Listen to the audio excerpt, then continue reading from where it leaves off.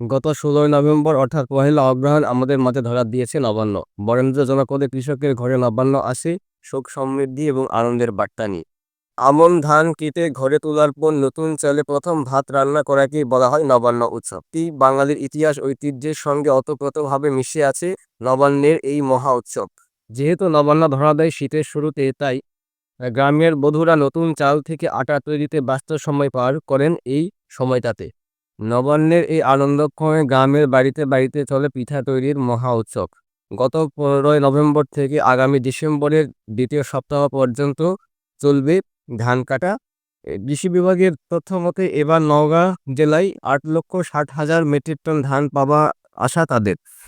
দর্শক, আমন ধান কেটে এভাবে জমিতে রেখে দেয় বাংলার কৃষক। তার কারণ, আমন ধান যখন লাগায় তখন জমিগুলোতে পানি থাকলেও আমন ধান কাটার সময় কিন্তু জমিগুলোতে পানি থাকে না। যার কারণে আমন ধানটা জমিতে তারা শুকিয়ে নিয়ে তারপরে ধান মাড়াই করে থাকে।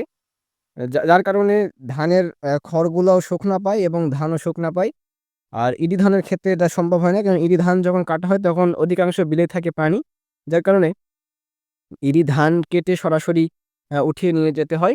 আপনারা লক্ষ্য করছেন এই বিলে, নওগাঁ বিল থেকে আমি কথা বলছি। এই বিলে মোটামুটি ধান কাটা শেষ। আর কিছু ধান এখনো রয়েছে। এই ধানগুলো তারা অচিরেই কাটবে বলে আশাবাদী। কারণ সব ধানই মোটামুটি পেকে গিয়েছে, অথবা সময় সংকটের কারণে অথবা লোক পাচ্ছে না বলে কিন্তু এখনো তারা ধান কাটা আরম্ভ করে নাই। দর্শক, গত ১ মাস আগে বাংলাদেশের উপকূলে যে দানা ঘূর্ণিঝড়টা প্রকোপ হেনেছে, সেই দানা ঘূর্ণিঝড় প্রকোপ হানার কারণে উপকূলবর্তী এলাকায় বেশ ক্ষতি হইলেও নওগাঁতে খুব একটি ক্ষতি হয়নি। তবে নওগাঁতে একটু হালকা বাতাস অনুভূত হয়েছিল। যার কারণে অ্যা যে ধানগুলো পুড়ে যাওয়া অবস্থায় দেখছেন, বাতাসের কারণে কিন্তু এই ধানগুলো পুড়ে গিয়েছে। এতে করে কৃষক কিছুটা ক্ষতির সম্মুখীন হয়েছে। নবান্নে নওগাঁর মাঠ থেকে আজকের ভিডিওর মাধ্যমে তুলে ধরার মতো এটুকুই ছিল আমার কাছে।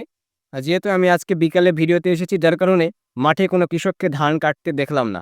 আ নওগাঁর কৃষকেরা সম্ভবত সকাল থেকে আসর নামাজ পর্যন্ত ধান কাটেন এবং আসরের নামাজ পর ধান কাটা শেষে অন্যান্য কাজে তারা ব্যস্ত হয়ে পড়েন। তো আজকে যেহেতু কৃষক দেখলাম না, সেহেতু কৃষকের সাক্ষাৎকার নেওয়া সম্ভব হলো না। পরবর্তী কোনো এক ভিডিওর মাধ্যমে আমি আপনাদেরকে জানানোর চেষ্টা করব কৃষক ধান কেটে ঘরে তোলার পর ধানের ফলন তাদের কেমন হইল। ভিডিওটি দেখার জন্য সবাইকে অসংখ্য ধন্যবাদ। আসসালামু আলাইকুম ইয়া রাহমাতুল্লাহ। ভিন্ন ধর্মমতাদর্শী যারা শুনছেন, সবার প্রতি আমার আন্তরিক কৃতজ্ঞতা।